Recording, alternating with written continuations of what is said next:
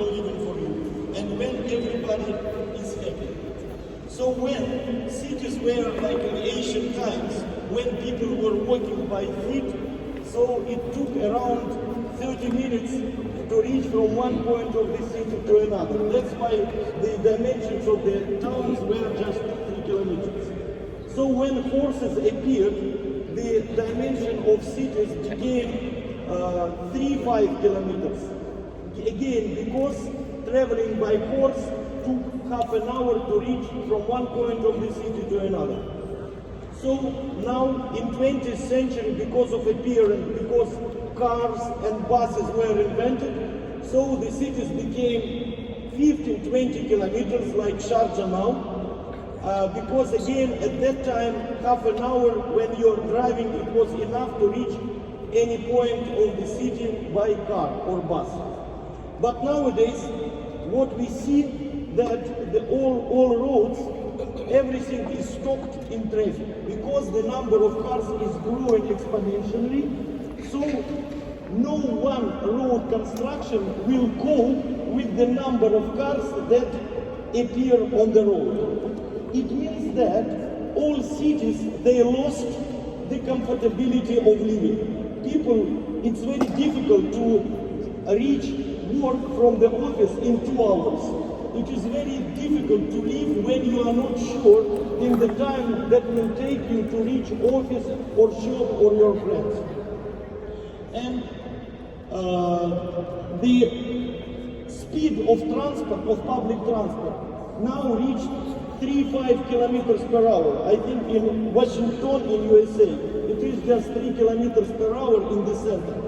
That is less than pedestrian. And it means that we lost the comfortability of living. So we need to understand what to do, how to solve the transportation problem, and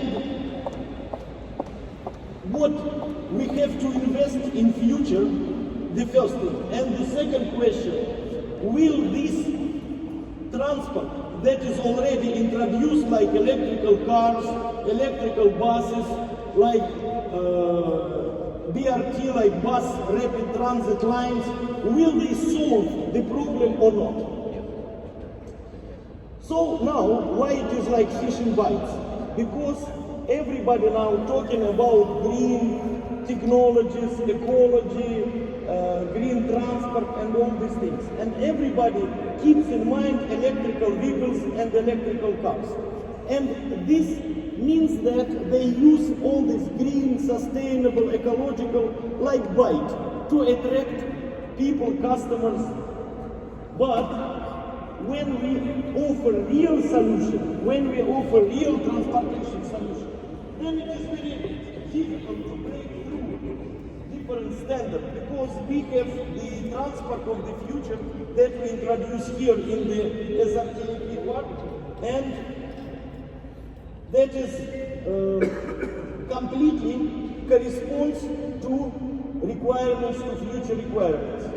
Dr. Anatoly Unitsky, who is the genius philosopher and inventor and engineer, he came out with the idea of having the real transport that will solve all our problems in the future.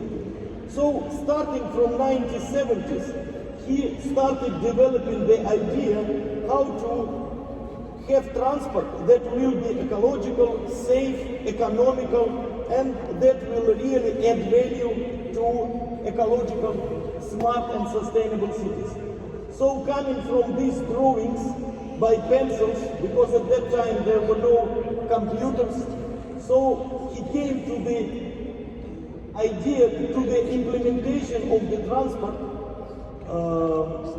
that is now introduced here in Sharjah. It is introduced in Belarus, and the main thing that this transport is completely corresponds to all requirements of future city that we want Sharjah to look like. So now everybody tells about electrical cars and electrical buses, but this is a very interesting slide that shows that gasoline, petrol car and electric vehicle has the same dimension. So it carries the same number of passengers. So what does it mean? If tomorrow, let's assume, in Sharjah there is no any petrol car, and all petrol cars are replaced with electrical cars, will it solve the GEM's problem? No. No one say, what is this, electrical cars or petrol cars? It will not solve the problem, because electric cars and petrol cars, they have the same dimensions and they carry the same number of passengers. So, to solve the problem in future, in order to avoid traffic jams independently, is it electrical car or petrol car, we will have to put more and more asphalt. We will have to put more and more concrete. We will have to cover the land with asphalt. And by the way, now in the world, more than 5 territories of Great Britain, they are already covered with asphalt. So there are no plants, there is no grass, nothing. So we are covering with asphalt more and more territories, and we are facing the same problems with traffic jams. And I'm sorry, Tesla car will not solve this. By the way, this is the fuel for Tesla car. This is the fuel for electrical car. Because there is no fuel. Electricity does not come from nowhere. Electricity comes from power station. And power station, it is fueled with coal or oil. So when we say that electrical car, it consumes sustainable energy, there is no difference, to be honest. Electrical car and petrol car. And by the way, electrical car consumes more energy than petrol car. Okay, electrical energy or petrol, this is no difference.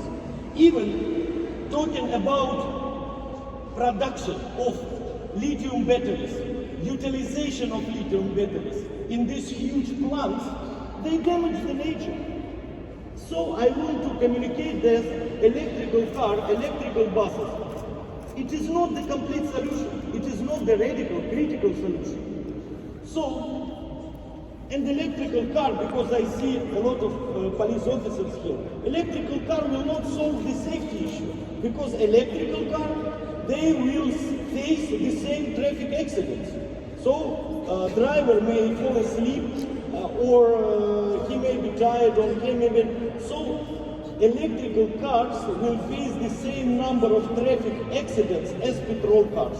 So again, safety will not be there in the roads like it is now. So the genius idea of Dr. Unitsky was to move the trajectories of transport to the first level.